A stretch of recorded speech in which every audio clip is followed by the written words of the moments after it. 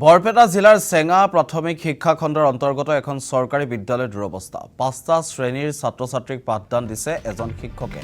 খোলাবন্ধা উত্তৰ পূব বাঘিৰচৰ প্ৰাথমিক বিদ্যালয়ৰ এই দুৰৱস্থা। এটা শ্ৰেণীৰ ছাত্ৰ-ছাত্ৰীক পাঠদান দিলে বাকি 4টা শ্ৰেণীৰ ছাত্ৰ-ছাত্ৰীসকলে বাহিৰত খেলা-ধূলা কৰি সময় পাৰ কৰে। প্ৰায় 50গৰাকী ছাত্ৰ-ছাত্ৰীয়ে অধ্যয়ন কৰে চৰকাৰী বিদ্যালয়খনত। শিক্ষকৰ অভাৱত সম্পূৰ্ণৰূপে ব্যাহত হৈছে পাঠদান।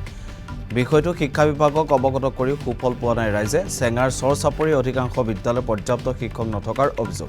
শিক্ষকৰ অভাৱৰ বাবে বন্ধ হৈ পৰিছে ইখনৰ পাছত সিখন চৰকাৰী বিদ্যালয়। চৰকাৰী পৃষ্ঠপোষকতাতে ধ্বংস হৈছে চেঙাৰ চৰাঞ্চলৰ শিক্ষা ব্যৱস্থা। শীঘ্ৰে চৰাঞ্চলৰ বিদ্যালয়সমূহত ছাত্ৰ-ছাত্ৰীৰ অনুপাতে শিক্ষকক নিযুক্তি দিবলৈ শিক্ষামন্ত্ৰীক দাবী ৰাইজৰ। মই আহ্বান জনাম আমাৰ খোলাবান্ধা উত্তৰ পূব বাঘিৰচৰ প্ৰাথমিক বিদ্যালয়ত 5টা শ্ৰেণী, তাৰে মাজত এজন শিক্ষকে কি কৰিব পাৰে আপোনালোকে সবেই জানে, চৰকাৰৰ তৰফৰ পৰাও জানে, আপোনালোকে সাংবাদিক কৰি আছে আপোনালোকেও জানে। এটা শিক্ষকে কি কৰিব পাৰে যদি এটা শ্ৰেণী পঢ়াব যায়, 4টা শ্ৰেণীৰ ল'ৰা ছোৱালী হাল্লা-চিল্লা কৰি থাকে, ৰুমত হাল্লা-চিল্লা কৰি থাকে, বাহিৰত আহি থাকে, এটা শিক্ষকে কি কৰিব?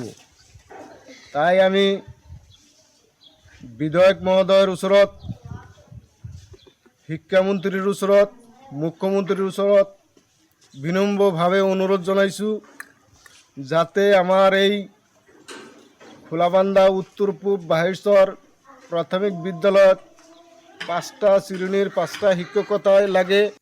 বৰ্তমান খোলাবান্ধা উত্তৰ পূব বাঘিৰচৰ প্ৰাথমিক বিদ্যালয়ৰ শিক্ষকতা কৰি আছোঁ। এজন শিক্ষক মই। মোৰ এই পাঠদান চলাওঁতে বহুত কষ্ট হয়, গতিকে